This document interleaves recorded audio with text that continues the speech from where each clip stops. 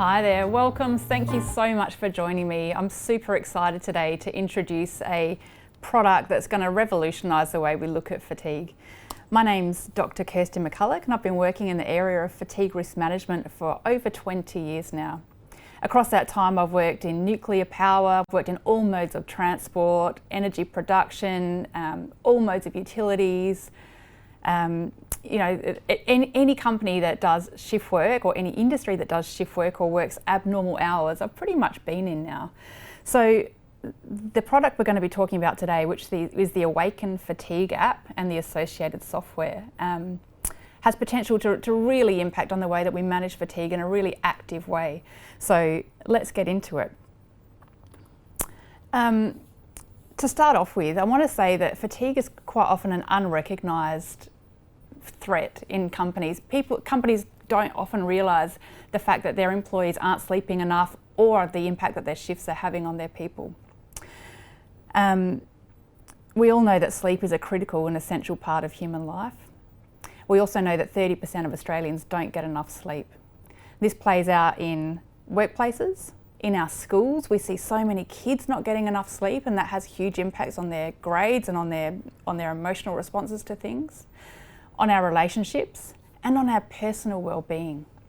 So if we can start to manage this better and gain awareness as organisations, we'll make better workers and healthier workers all around. It's a win-win. We know that many fatigue-related incidents happen around the world. These can be incidents that are related to just falling asleep behind the wheel if you're driving, but also more subtle incidents such as overreacting to something, poor decision making, poor communication, forgetting things. And these are the things that we often don't think about as companies when we're doing our incident investigations to understand what's failing and how can we get to the bottom of it. I've been working with a company recently, we've seen incidents, just small incidents happen time and time again that have happened at 2 o'clock in the morning or 4 o'clock in the morning or even at 10 o'clock at night. But if you look at the shift history of the people involved, let alone the sleep-wake history of the people involved, it's very clear that fatigue probably played a part, but we're just not measuring it. So we've got to get better at managing fatigue in the workplace from a safety perspective. We also know that it plays out in productivity as well. Companies spend so much time worried about getting people to be present and productive. We all know about the term presenteeism, where people rock up to work but they just don't do their job. We've all experienced it, staring at the computer screen trying to type out an email and not being able to string 3 words together. So productivity suffers, but even more importantly, our health suffers. So we know that when we're not getting enough sleep, we have more stress, anxiety and depression. So we talk about psychological wellness, which is super important, and we all understand that we've got to focus more on it. If we're not sleeping well enough, you may as well stop there because you're never going to get to the bottom of it. Longer term, if we're not sleeping enough, we see psychological impacts such as Alzheimer's and dementia. Physically, we see higher aches and pains, headaches, more colds and flus. We know that if you don't get enough sleep, it actually puts you in a pre-diabetic state. So you're more likely to get diabetes, you're more likely to be obese, and you don't digest food as well. So you're more likely to get peptic ulcers and colon cancer. We know there's a high rate of heart attacks. There's a huge amount of evidence that shows lack of sleep directly impacts on our physical and psychological health. So we've got to get better at managing this. Now, when I've gone into workplaces in the past and we start to think around, well, do we have a problem? One of the first things we look at is how well do our actual work hours match our planned work hours. So companies go to all sorts of lengths, negotiating EBAs for months and months on end to agree what are the maximum work hours we're going to work and what are the minimum break times we're going to have in place. Now they're there for a little bit of protection, but mostly to negotiate when do overtime rates kick in. In many companies, employees start to rely on those overtime rates. So they can get paid double time when they come in on Sundays, or if they work longer than the typical 8-hour shift pattern. But companies very rarely have a good finger on the pulse of what the actual work hours look like. So when I go into companies, it's the first thing we look at to say, are your rostered work hours providing enough opportunity for rest?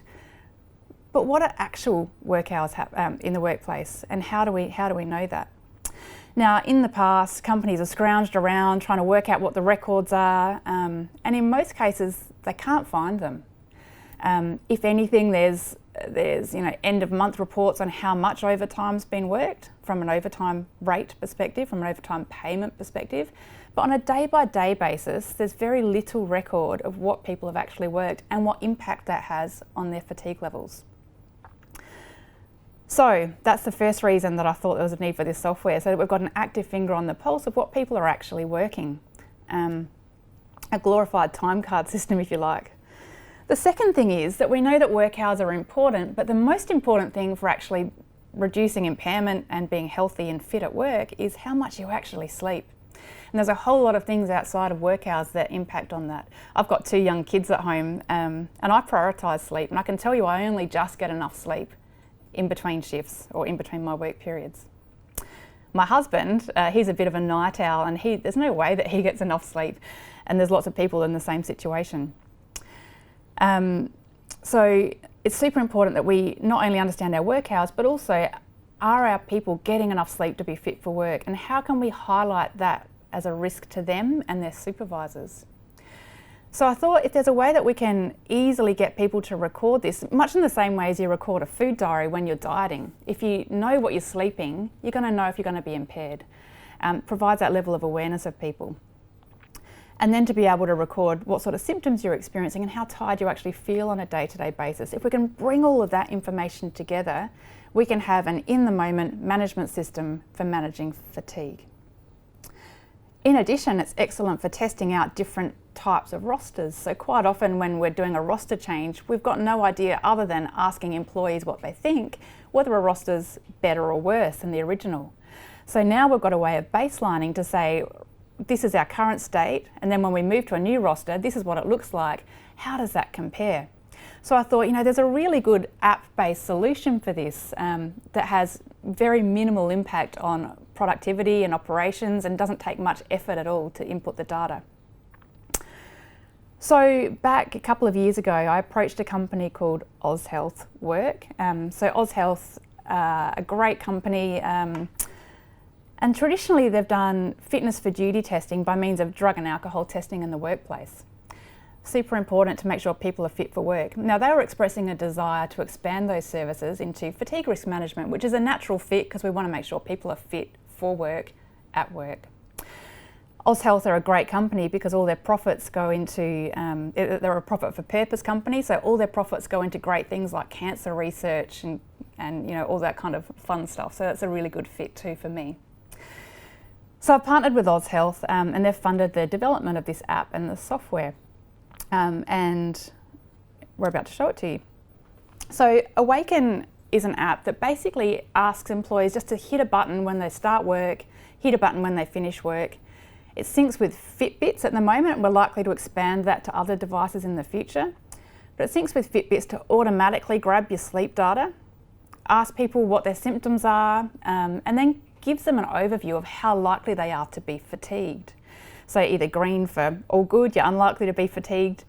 Moderate is amber, so if you're orange, then you need to be aware of what's happening and make sure you're not too tired or that your performance isn't impaired. And if you hit a red zone, that's a kind of a stop work card that if you do want to continue work, there'd better be a pretty good reason and you want to have some pretty strong controls in place. So let me show you how it works. Now this is a bit of tech stuff happening, so I've got to swap between my app and the phone. So I'll put it up on the screen, which will just take a second.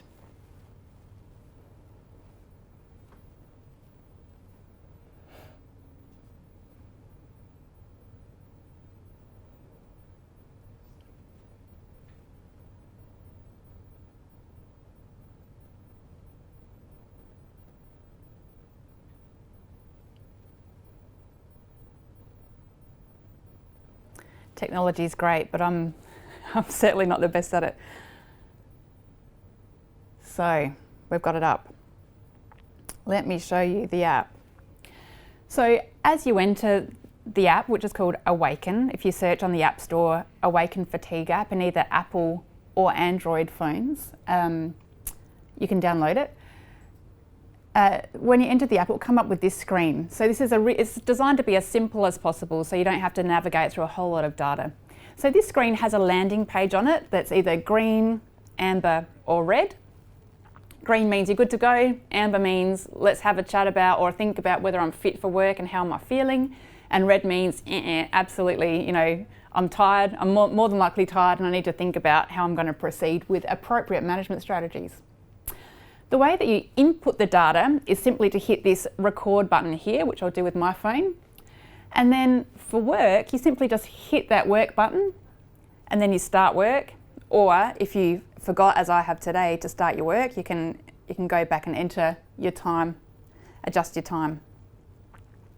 So if I start work and then simply tap to knock off when I'm done. So that's fairly easy.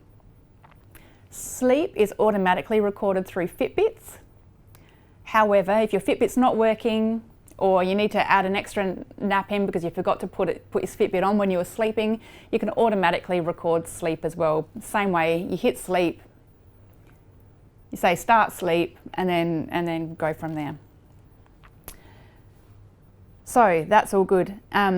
Everything that you enter is entered into a log. So you can see all of my history here of when I've been working and when I've been sleeping. You can see it's a Fitbit record because it's got a little Fitbit symbol there. So it's pretty clear and obvious and easily editable to be able to see when I've slept and when I've been working in different colours. So the purple is sleep and the blue is work. There's a visual view of this as well, which is a log view. So again, just a different, some people prefer text, some people prefer pictures. So you can just see if there's any abnormalities or overlaps in this just to make sure your data is accurate and up to date. So you can see here that last week I had a pretty heavy week facilitating a course which was away from home. So long days, but heaps better sleep because my kids weren't with me. But then because I was away all last week, I had a report to do, so I had to do some work on Sunday night and then Monday night after my work as well. So you can see that had an impact on my work hours. So that's how we see what data's in there. If we go to the statistics over here, we can see how that plays out. So this is a record of my work hours. You can see on average how long per day did I work. I didn't work on the 7th or the 11th, but I did work every other day. And my average work length, my average work duration was about 9 hours. So you can see this very, very clearly. Across the top, we've got the symptoms which I'll get to in a minute, the symptoms that I've recorded on each day. So if you enter an amber or a red zone, you can be prompted to enter a symptom of how tired you feel. So that's recorded across the top here.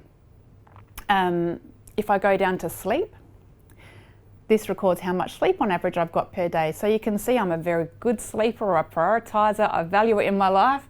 As much as I do diet and exercise, because it's one of the 3 pillars of health. And you can see that on average I sleep about 7 to 7.5 hours per night. So that's all good.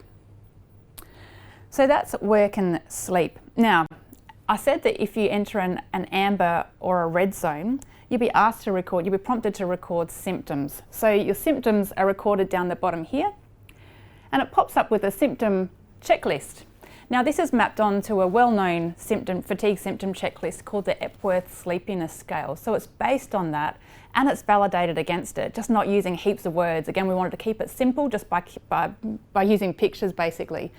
So the green up the top represents fully alert and wide awake, and the red down the bottom means falling asleep and I can't function effectively. So based on that, depending on how you feel, you'd say where you are on the spectrum and record that as an additional measure of fatigue. Now, if you want to check your performance, you can also do a reaction time test to see how you're performing compared to normal. So reaction time tests or psychomotor vigilance tasks are well-known tasks that are designed to be very, very boring and disengaging, and they're very good measures of how tired are you. They're very susceptible to the impact of fatigue. We also know that performance measures like decision making, hand-eye coordination, and other things like that map on very well to these types of tests. So this test takes about 2 minutes, so it's very short. And basically you start the test, You wait, and then as soon as a circle pops up on the screen, you hit it, and it tells you how long it took you to react, okay? Then it will pop up again in another section on the screen, and it will tell you how long it took you to react. So that continues randomly in random places around the screen for about 2 minutes. Now that's a really good test for personal baselining, so you can see how am I personally doing compared to normal. I can never get this thing below 420 milliseconds. I think that's my best. I think my dad's best is probably about 600 milliseconds, and my husband can do it like in 200 milliseconds every single time. So it is very much baselined against your own performance, and a really good indicator of how am I performing compared to normal. The other really good time to use it is for baselining rosters. If you're a company that's baselining a roster, you can use it to see how is this group performing in this one roster, and how does that change when they swap to another one? Or how does this group perform in early morning shifts compared to this group performing afternoon shifts? So you can start to compare populations with this as well in a very scientific and evidence-based manner. So if we go back to our statistics and we go down to reaction time tests, we can see that that my average reaction time last week was about 625 milliseconds. This was on Sunday night when I did that late night report writing after a big weekend, and this was today. So you can see that I'm very fit and rested today and performing way better than normal. So it shows your slowest reaction time, your fastest reaction time, and the middle of this is your average, okay? And the blue line is average overall. So that's reaction time task. Now, when we want to look at impairment, we go to the fatigue tab down the bottom, and it will show across a week, and you can scroll back as well, how likely was I to be impaired by fatigue at work.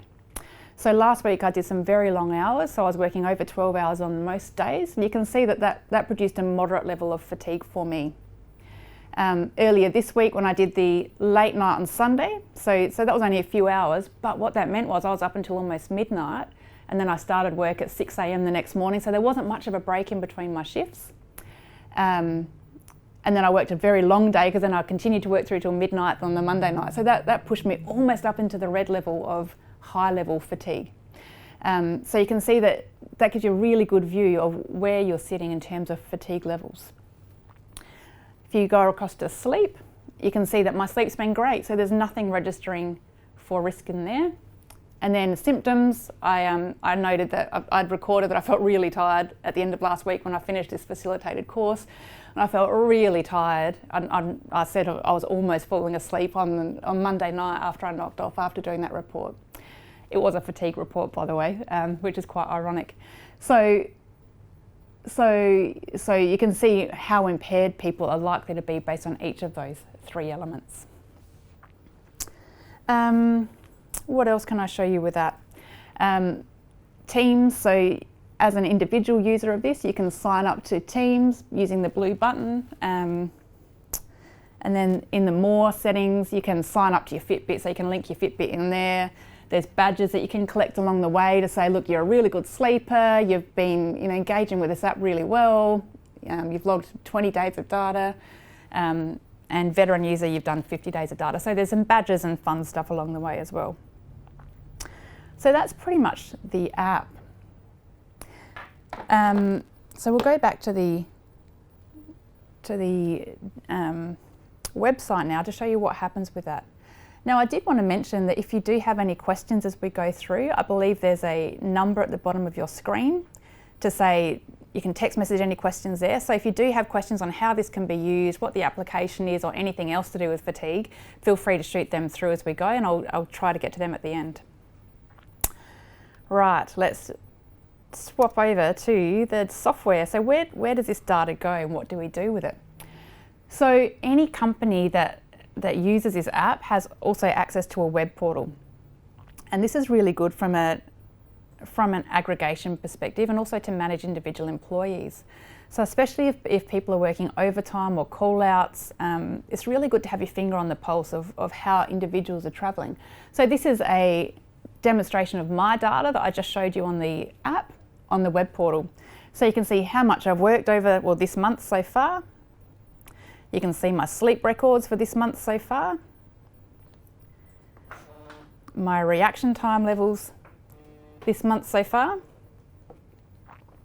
And if we go back to this first tab, you'll be able to see my fatigue levels as well.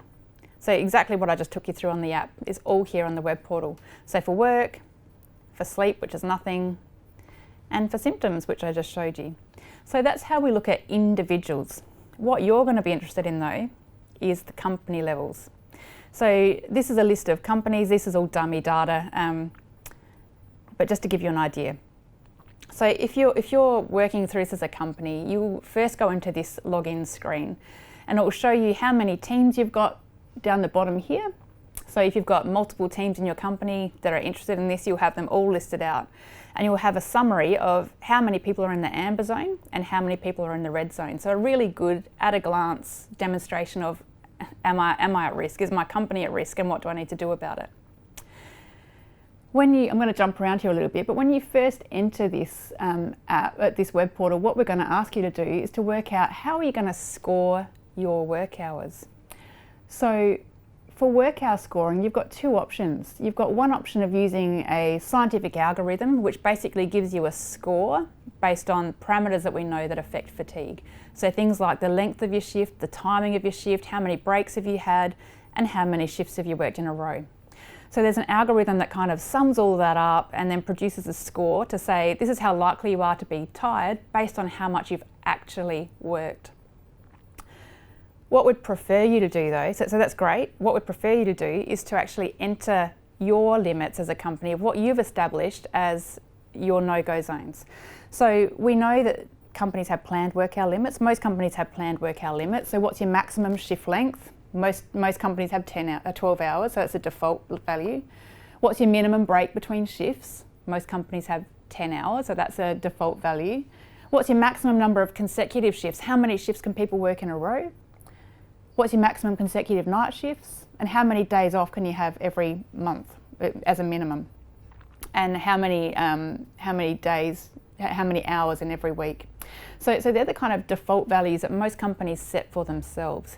Now we all know that's great as a starting point, but then we need to provide an outer perimeter for where people can actually work up to. So if we're saying, look, we don't want you to schedule more than 12 hours, we'll let you work up to maybe 16 hours on a single day or 14 hours across multiple days. We'll let you get away with having as little as 8 hours off, but no less than that. Maximum consecutive shifts in a row, 13. So companies can set these for themselves based on the negotiations they've had with their employees, different roster analyses you may have done to set these things up, and what your operational needs are. So the idea is that as soon as an employee breaches any of these, they'd automatically go into the amber risk zone. And as soon as an employee breaches any of these are the hard limits, they'd go into that red zone. So it's managing your risk based on your system and your principles. So that's a really good evidence-based way to approach fatigue management. So that's work hours. The next thing that you'll do is you'll go into settings and you can actually set notifications to say we want to actually prompt our employees to use this. So everyone that's signed up for it, for the app, will be prompted 16 hours after they've gone to sleep. If they're manually recording sleep, if they haven't woken up after 16 hours, we're going to send them a reminder. Similarly, if they've been working for a certain amount of time, so for example, 12 hours, if you've been working for 12 hours, you started work 12 hours ago and you still haven't said you've stopped work, we're going to send you a reminder to say you either need to stop work or record that you've stopped work if you have already. And then you might put some reaction time test notifications in there as well, just to remind people that they need to use the app. There's also notifications for supervisors. So this is where the app gets really useful in that it's not just the individuals inputting their data and making their own decisions. Supervisors can engage with this app too. So supervisors can elect to be notified either when employees enter an amber zone, so if they're moderate risk, or if they enter a red zone. So you might say, look, in both of these cases, we're trusting our employees to manage themselves. I don't want to know about it, so that's fine, in which case you just hit no for both of them. You might say, I want to be across all of this, so you might get notified for every single time an employee enters an amber or a red zone.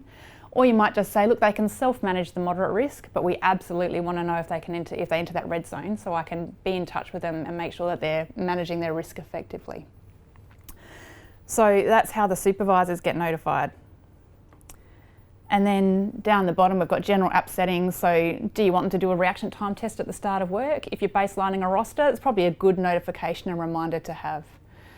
And do you want them to record their symptoms every time they enter a moderate or a high risk zone? If you do, again, you can just prompt that to happen.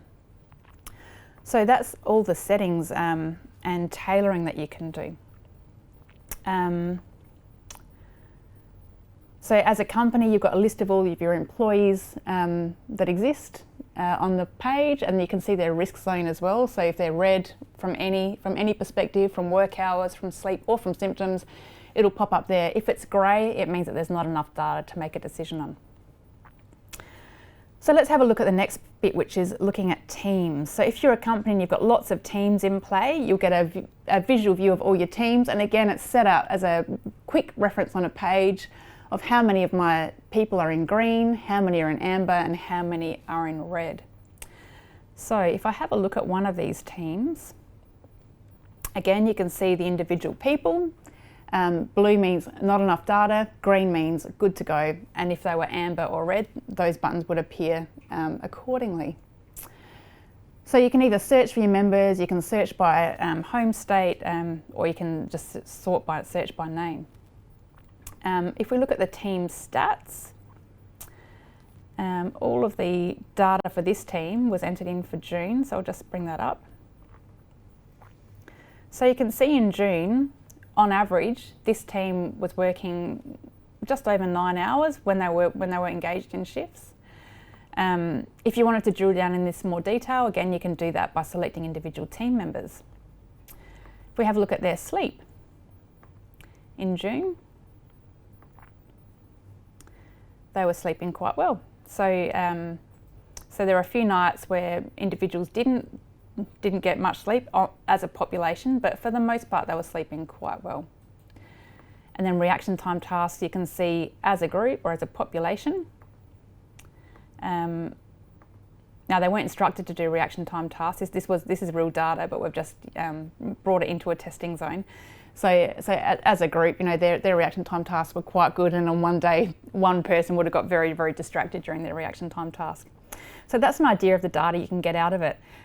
What this is great for is to be able to compare between teams. So you can see, is one team really struggling with fatigue? And if so, why is that? Is one team being really hammered with extra hours? If so, why is that? And how can we better manage it? You can make calls on resourcing. You can make calls on how we're managing call-outs, and is that evenly distributed?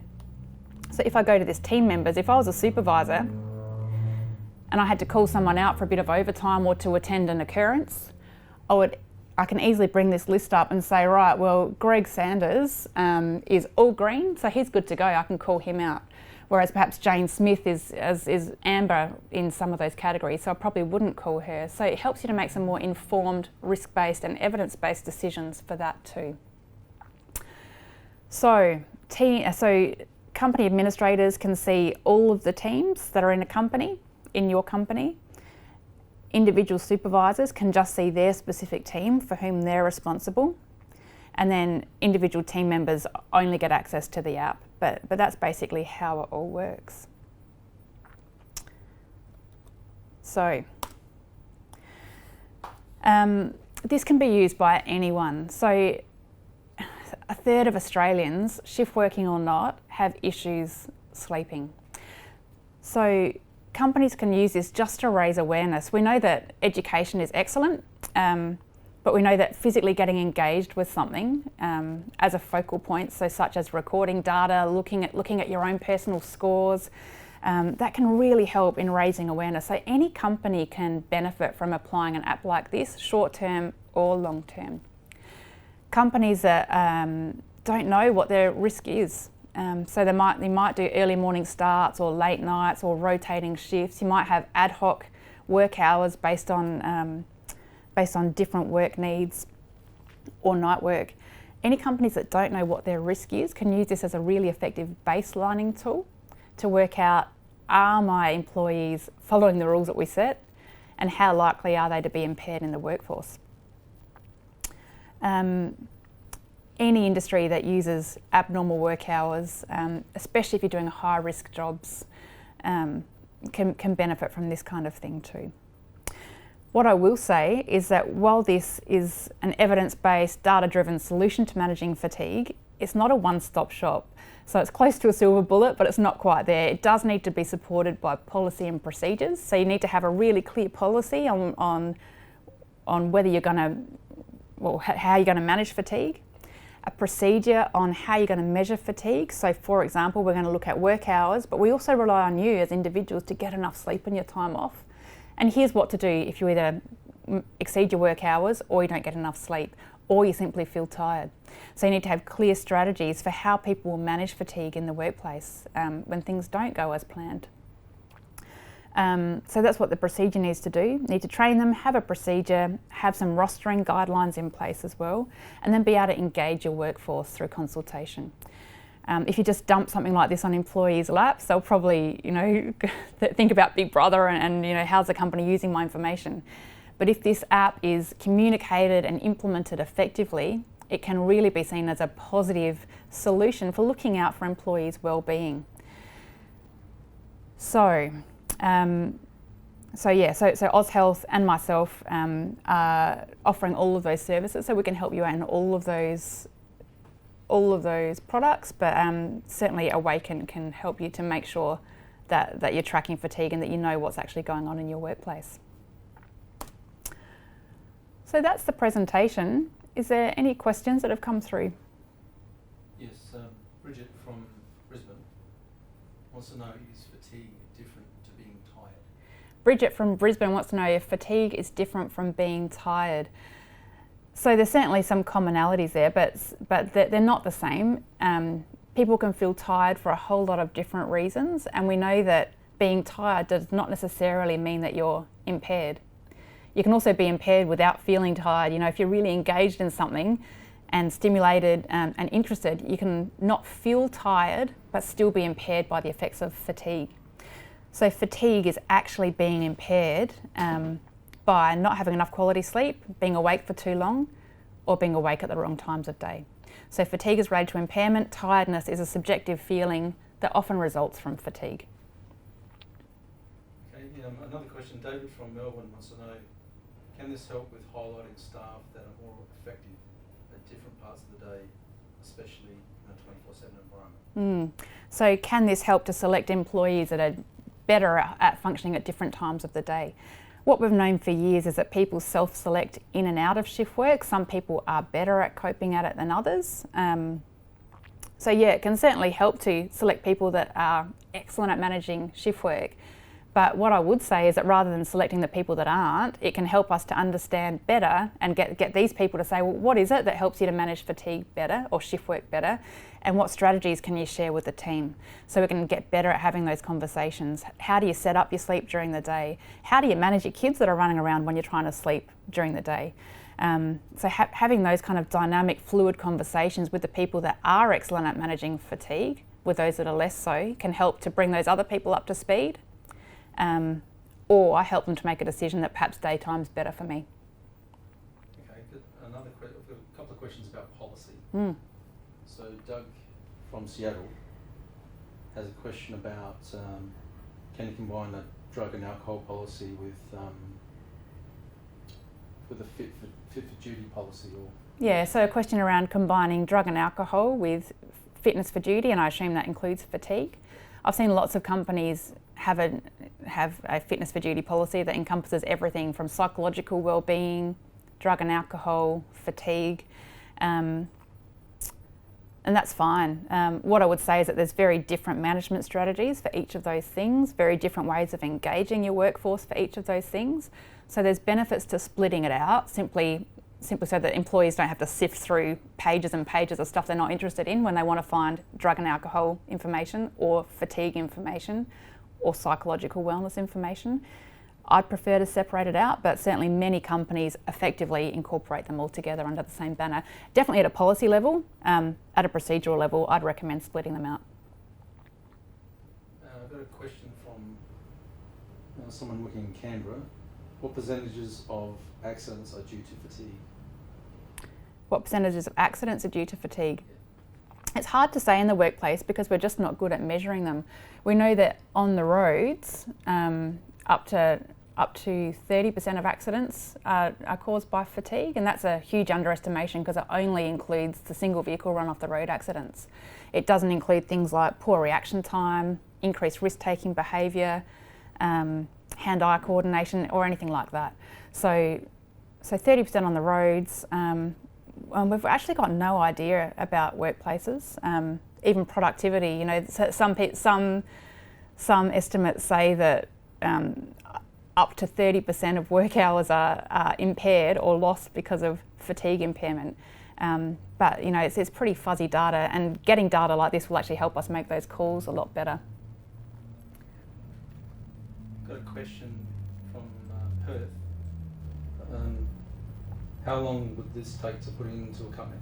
How long would this take to put into a company? It depends on how mature you are with your fatigue management system. So if you've already got a great policy and procedure in place, your employees are educated on board and understand the risk of fatigue and the personal responsibility to manage it, as well as what the company's doing, you could implement this overnight. We could get you up and running within the next week. If you don't have anything in place, you would need to at least have some engagement strategies with your workforce to say, look, this is what we're doing. We want to measure fatigue. We want to understand what our threats are. We're not going to abuse this information. You know, we're going to treat it with respect, and you know, there's all sorts of privacy measures in place of what we do with our data, and we've gone to a lot of effort to make sure that is strictly adhered to. So you'd want to engage your workforce to make sure they trust the process and also what's going to happen with the results. And then write a policy and procedure from there based on the data to make sure that you can actually comply with whatever rules you're setting. Someone wants to know if they have a problem in the workplace, can you educate the employees directly? Yes, you can educate the employees directly. I've seen this, or I've worked with many organisations to roll out education programs for whole workforces, where we know that, you know, there's just a culture. So I work with IT companies, for example, where as a population they're into gaming and, you know, chatting on the internet and stuff like this, and they typically like to stay up late and get up late, but because of their jobs they have to get up early, so they typically get less sleep than other portions of the population.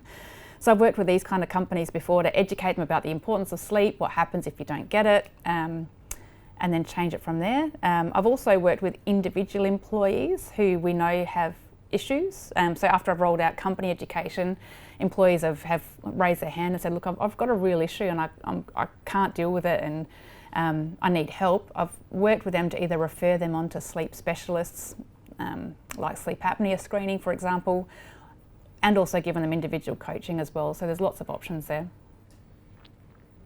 Teresa from Brisbane wants to know, my team would only need to use this app when working on a project for a definite time. Can we just use it on the projects? Yeah, so this app's designed for short-term or long-term use.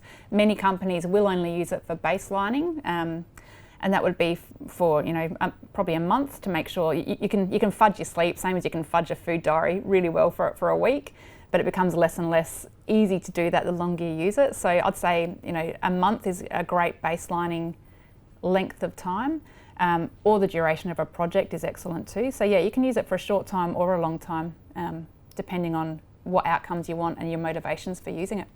Okay. Someone from, I think Alice Springs wants to know, can you help with complex rosters that alert when an employee is not having the correct downtime? Yeah, can you help with complex rosters that alert when employees are not having the correct amount of downtime? So I've done a lot of work with this, especially in the utilities space. So in water and power, where as a population we see these services as essential. And so the employees that provide these services, or working companies that provide these services, especially in remote areas, have teams of 4 or 5 people. They're self-managed, and they just make sure that that water and that power is available to you at whatever cost. And so culturally what we've seen is these groups manage themselves to respond to all call-outs, still be available first thing when the contractors arrive the next morning, and do everything in their power to get the job done.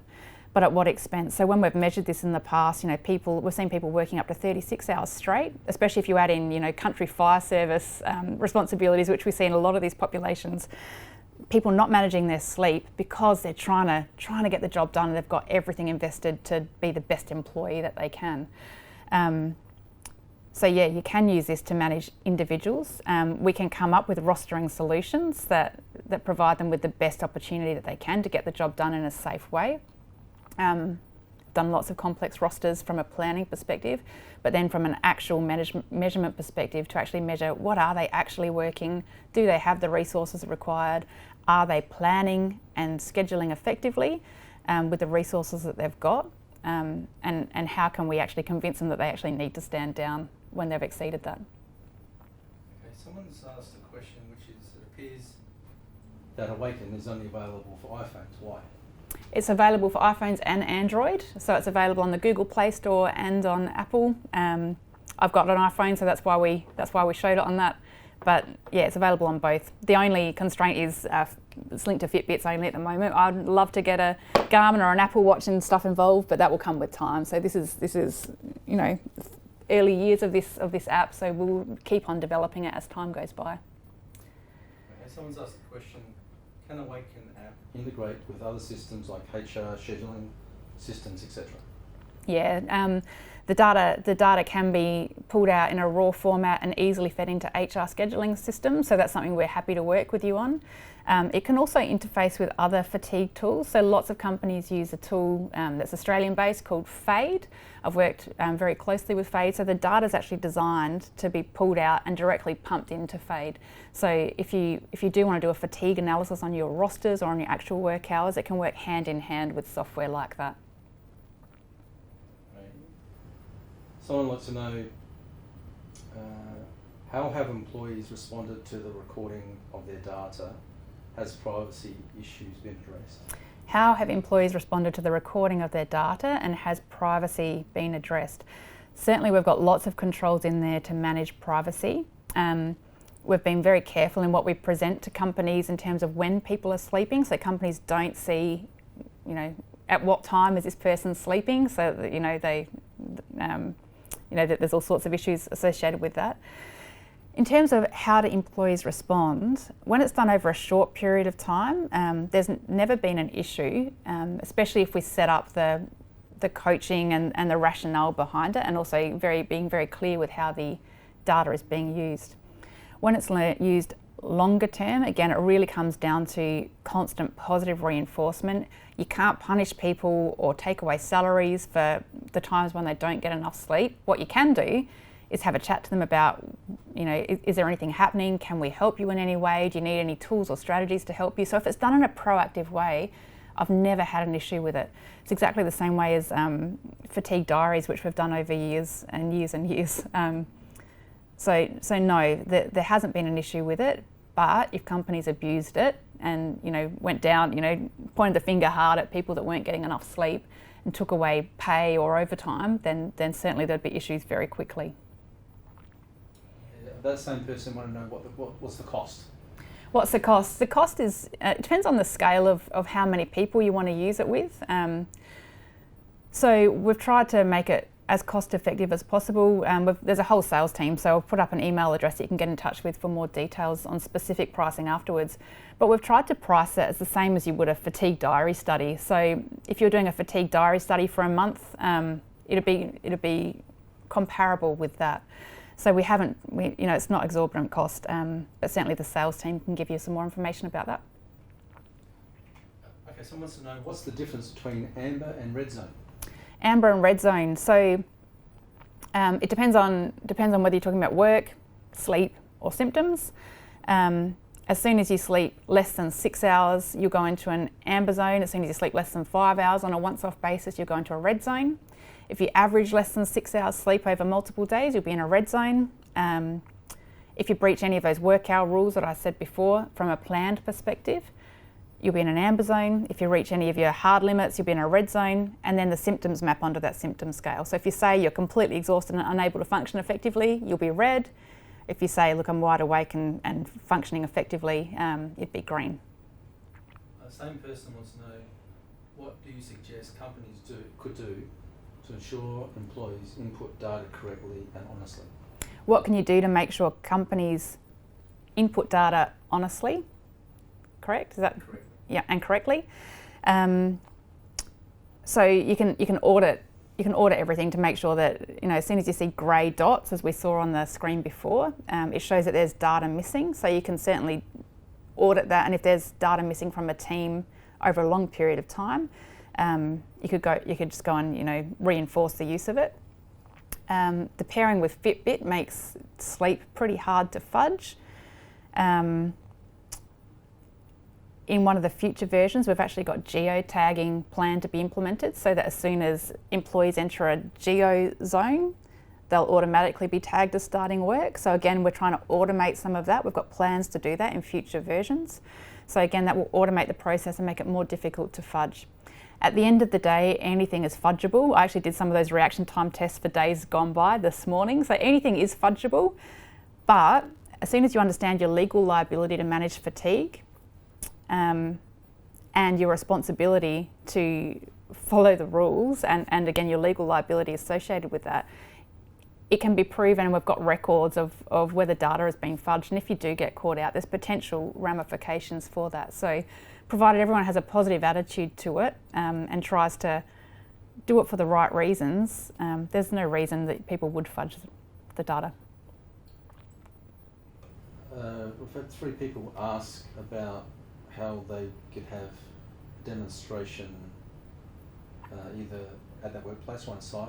Yep. So a bit more information to maybe the executive team and someone saying the supervisor who's not on this. Yeah, is there a way to get a demonstration for your individual workplaces, for your executive teams or supervisors on site that aren't here today? Yeah, the short answer is yes. I'm happy to organise a web-based link up if you're in Adelaide, where I am now. Very happy to come and have a chat. If you're elsewhere, we can do it over the web, and as soon as the airlines open up, we can do that as well. There's also a huge army of salespeople that AusHealth employ, and I've been working with them really closely over the last couple of years, so they can always come and have a chat to you as well. And we've got salespeople in every single Australian state and capital territory, so they're always happy to come and have a chat as well.